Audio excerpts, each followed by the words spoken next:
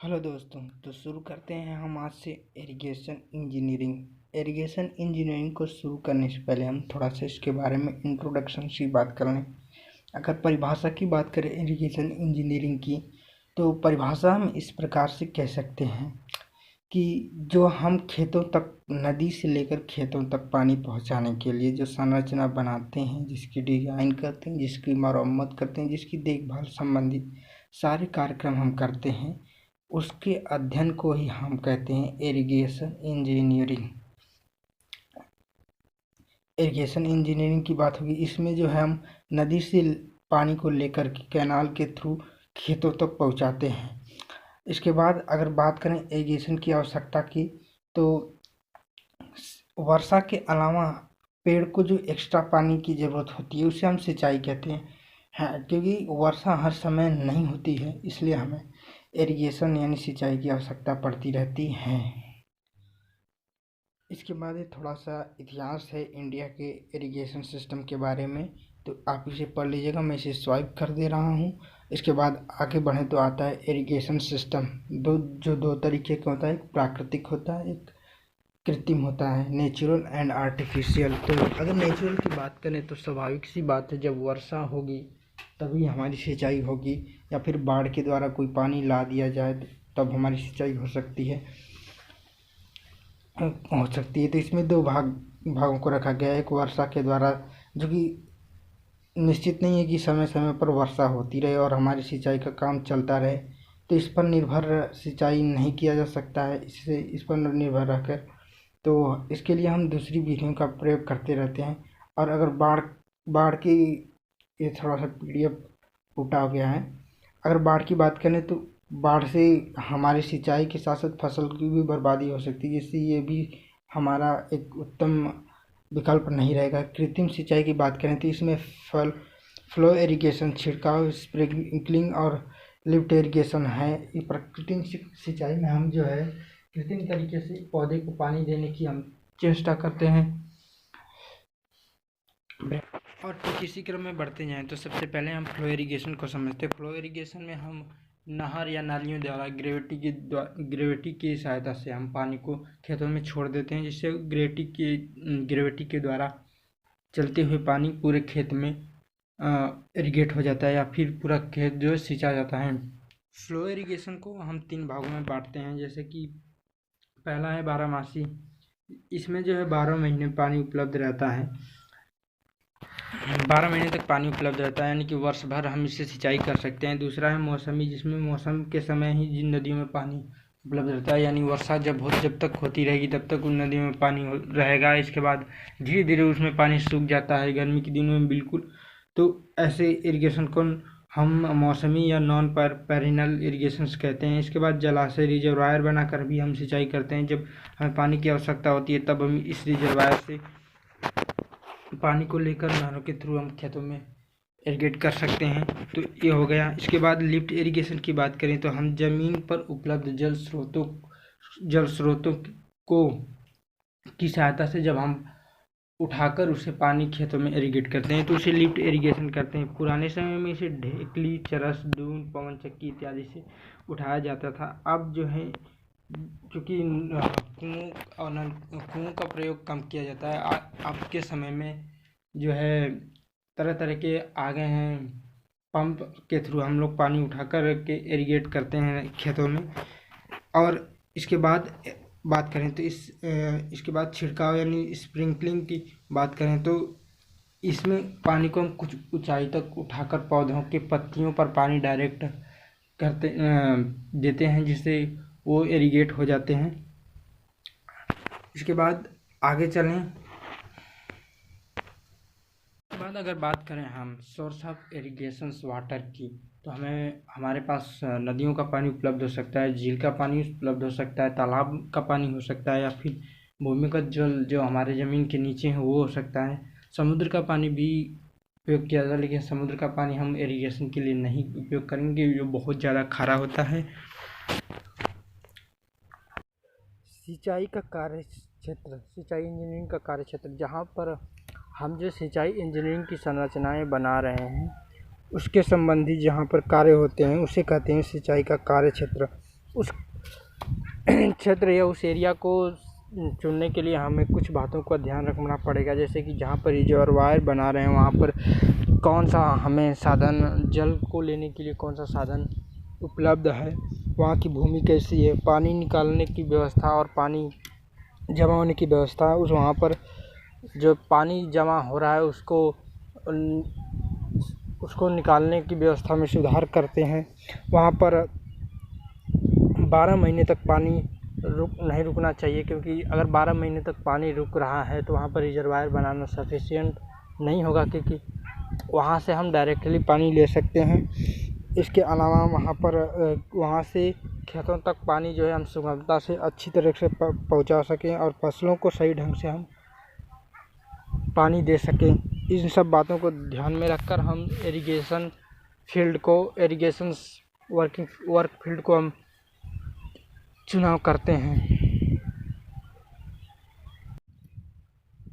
Irrigation pattern in India में हमारे irrigation किस पैटर्न से किया जाता है, इसको हम पढ़ेंगे। और इंडिया में जो है अलग अलग क्षेत्रों में अलग अलग पैटर्न को अपनाया जाता है। जैसे कि अगर कोई ऐसी भूमि है जहाँ पर वर्षा ज़्यादा नहीं होती है, वहाँ पर पानी की समस्या रहती है, तो वहाँ पर हम जो है अलग तरीके का सिंचाई व्यवस्था अपनाएंगे। और जहाँ पर अधिक मात्रा में पानी उपलब्ध है वहाँ पर हम फ्लो इरिगेशन को प्रोवाइड कर सकते हैं, या फिर किसी और तरीके के इरिगेशन को हम देख सकते हैं। तो इसी सब चीज़ों को इसमें देखा जाता है।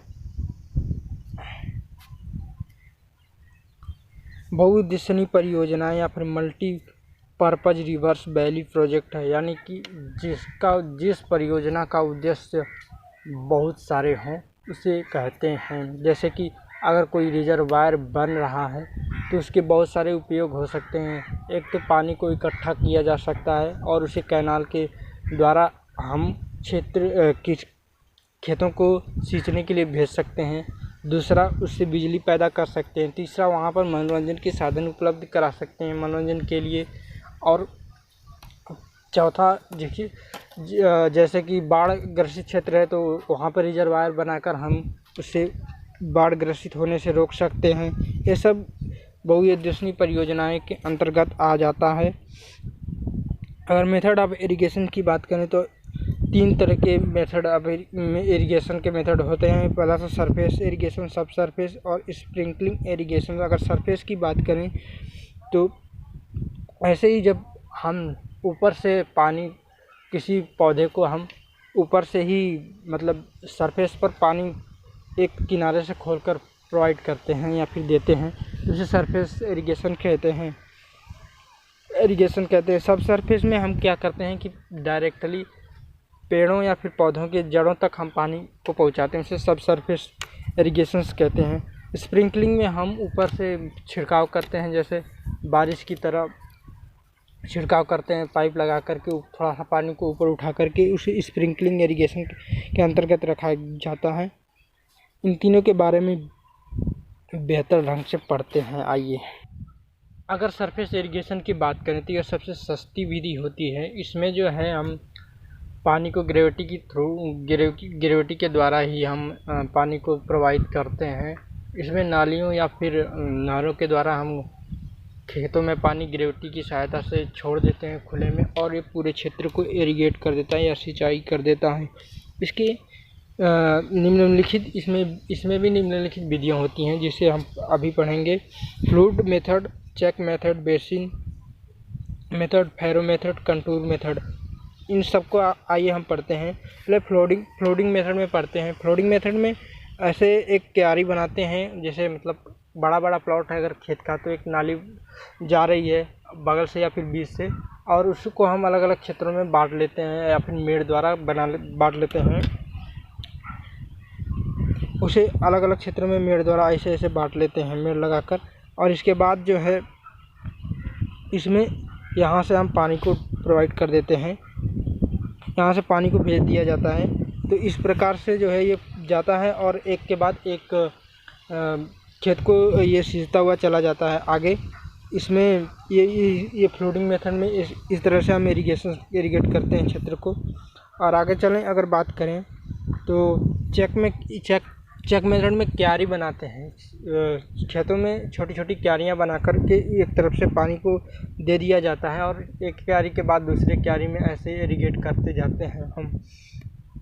द्रोणी मेथड में हम क्या करते हैं कि ऐसे एक नाली बनाते हैं। ये बेसिकली ये पेड़ों को पानी देने के लिए प्रयोग किया जाता है। एक नाली बनाते हैं और एक सीध में जितने भी पेड़ हैं उनको एक नाली से कनेक्ट करके एक बेसिन बना देते हैं। उन पेड़ों के चारों तरफ एक बेसिन बना देते हैं और फिर एक नाली बनाकर दूसरे पेड़ तक ले जाते हैं और फिर उसके चारों तरफ बेसिन बना लेते हैं। इस प्रकार से हम बनाते जाते हैं और एक तरफ से पानी को छोड़ते हैं और सभी बेसिन और नालियों में जाता हुआ ये पूरे पेड़ को इरिगेट कर देता है। कुंड मेथड में हम क्या करते हैं कि इसी जो है क्यारी बेसिन मेथड का सुधरा हुआ रूप है ये कुंड मेथड, कुंड विधि वाला, कुंड विधि। तो उसमें जो है इसके एक ही तरफ नाली के एक ही तरफ जो है पेड़ को इरिगेट किया जा सकता था, लेकिन इसमें दोनों तरफ जो है हम दोनों तरफ के पेड़ों को इरिगेट कर सकते हैं। बीच में से एक नाली ले जाते हैं और उसके अगल बगल बेसिन बना दिया जाता है जिससे पेड़ इरिगेट होते रहते हैं। कंटूर में ये पहाड़ी क्षेत्रों में बेसिकली यूज होता है जहाँ पर भूमि जो है उनका लेवल जो है समान नहीं रहता है। इसमें जो है ऊपर से पानी को एक तरीके से छोड़ दिया जाता है और वो एक के बाद एक क्षेत्र को इरिगेट करता हुआ नीचे चला आता है। सब सरफेस